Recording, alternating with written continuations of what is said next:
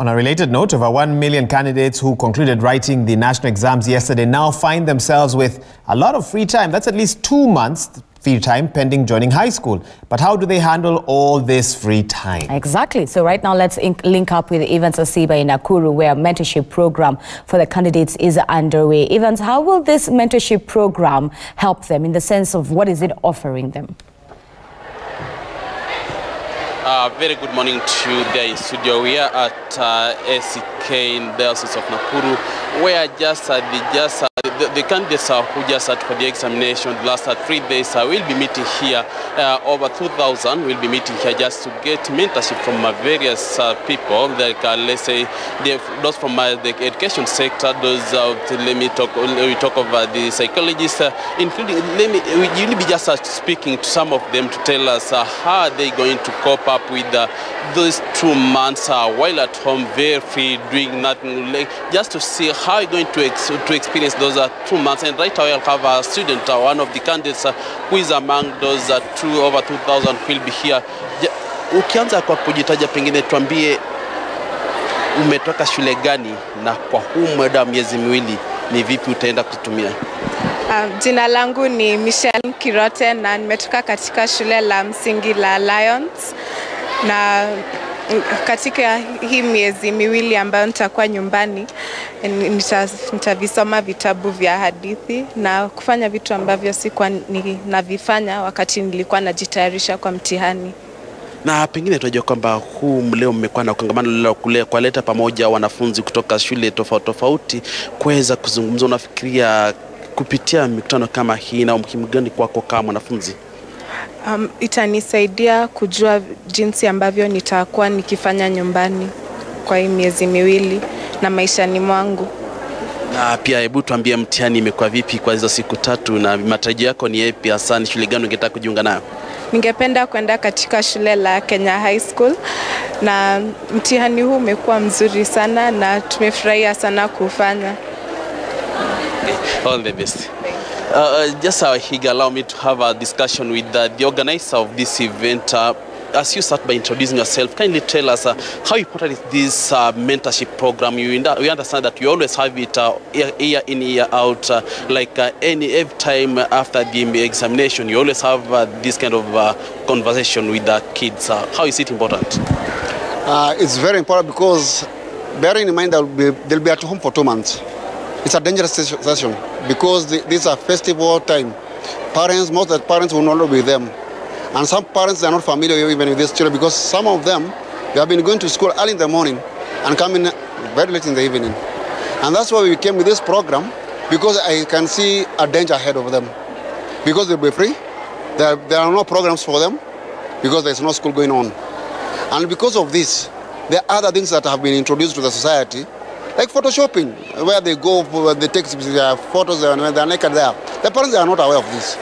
Others are going to gambling, others are going to pornography, others are going to the internet and destroying the life of these bright young boys and girls.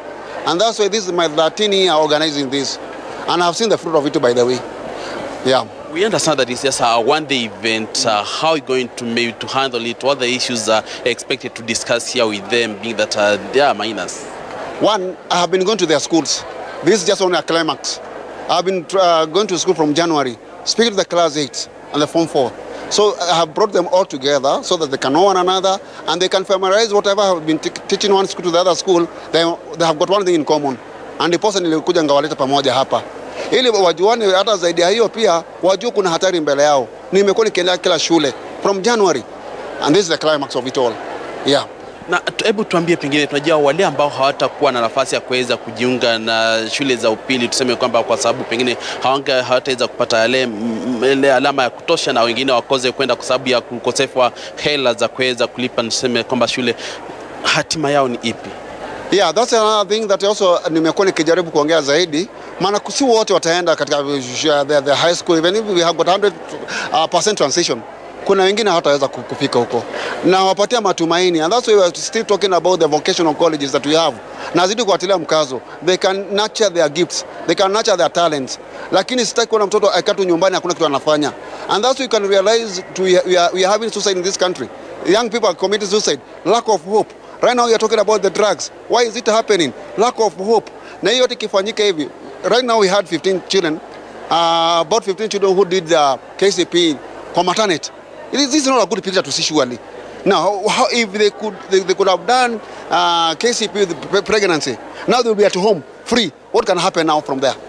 We are also talking about the sodomy. We are also talking about the incest that's happening in the families. Parents are not aware. I have got letters, thousands of letters watoto wameniandikia. And the post ninasikia uchungu sana nikiona wakiwa nyumbani na they don't have anything to do. Here we are going to mentor them. We are going to tell them how to carry themselves, how to obey their parents, and how to respect them, and how to live a dignified life.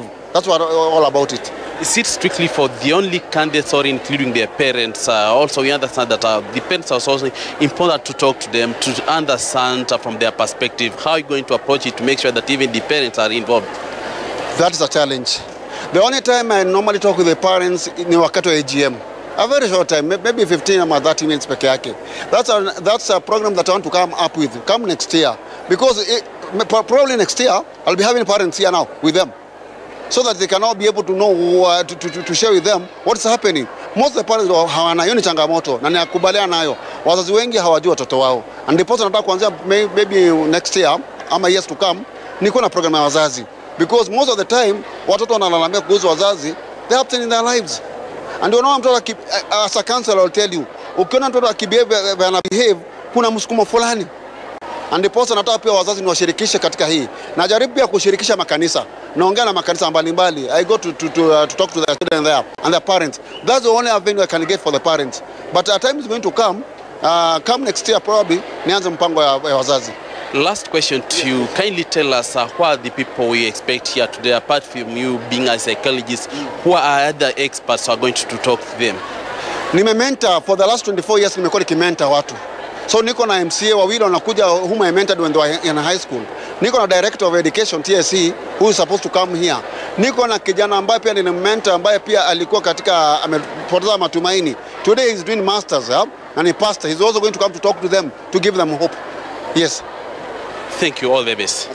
As you have just heard, that's psychologist Murioki just sharing with us the details and just why are they here today to tell us, and we'll be here just to keep an eye on this and see what will transpire, especially when it comes on this of maybe those who have gone through the same mentoring sessions here, and they'll be also taking that time to talk to this young generation just to ensure that the 2 months that will be at home, at least they make good use of it. And from Nakuru County, back to you studio, I'm Evan Sasiba.